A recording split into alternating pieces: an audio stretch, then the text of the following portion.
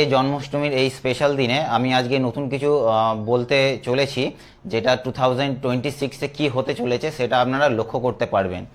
অর্থাৎ একটি যুগ শেষ হতে চলেছে এবং আরেকটি নতুন যুগের সূচনা হতে চলেছে।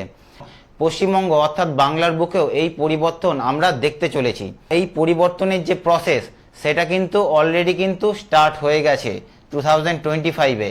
এর রেজাল্ট আপনারা 2026-এও দেখতে পাবেন।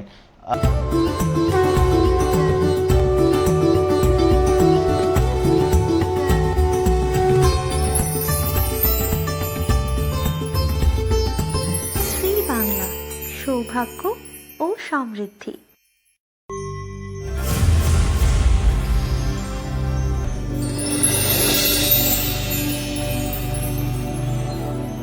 16 আগস্ট 2025 শনিবার দিনকে শ্রী বাংলার পদ্মায় অ্যাস্ট্রোজোনের তরফ থেকে আমি অ্যাস্ট্রো নিউমারোলজিস্ট পলাশ পাল আবার লাইভে চলে এলাম। এই জন্মাষ্টমীর এই স্পেশাল দিনে আমি আজকে নতুন কিছু বলতে চলেছি, যেটা 2026-এ কি হতে চলেছে সেটা আপনারা লক্ষ্য করতে পারবেন। পশ্চিমবঙ্গ অর্থাৎ বাংলার বুকেও এই পরিবর্তন আমরা দেখতে চলেছি।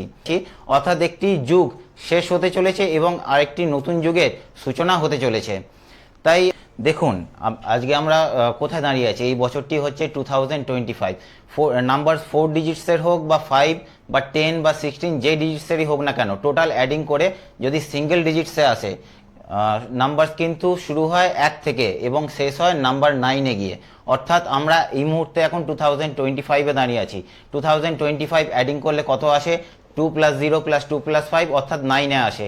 9 কিন্তু একটি সময়কালের সমাপ্তিকে নির্দেশ করে, অর্থাৎ একটি যুগ শেষ হতে চলেছে। কোনো কিছুর দি এন্ডকে নির্দেশ করে নাম্বার 9, এবং কোনো কিছুর সময় শুরু হওয়া বা কোনো কিছু স্টার্টিং বা নতুন সুযোগ, নতুন অপরচুনিটিকে, নতুন স্টার্টিংকে নির্দেশ করে থাকে, নতুন সময় বা নতুন যুগকে নির্দেশ করে থাকে কিন্তু নাম্বার 1।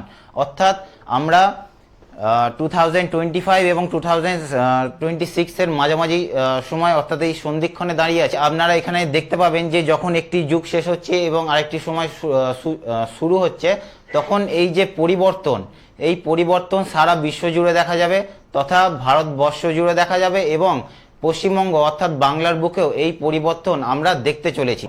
এবার যদি অ্যাস্ট্রোলজিক্যালি যদি দেখা হয় যে কালকে কে নির্দেশ করে, কালকে নির্দেশ করে কিন্তু স্যাটার্ন অথবা শনি।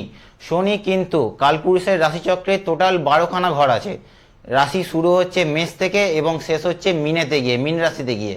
তাই শনি 1 নম্বর রাশি মেষ রাশি থেকে শুরু করে একাদশ রাশি অর্থাৎ 11খানা রাশি অতিক্রম করে ফেলেছে, কুম্ভ রাশি অতিক্রম করে ফেলেছে এবং সর্বশেষ রাশি মীন রাশিতে এখন শনি অবস্থান করছে, যেটা অলরেডি তারপরে যখন মীন রাশি থেকে অতিক্রম করে যখন মেষ রাশিতে শনি প্রবেশ করবে, তখনই কিন্তু এই নতুন যুগ, নতুন সময় কিন্তু শুরু হয়ে যাবে, কারণ শনি কালকে নির্দেশ করে থাকে।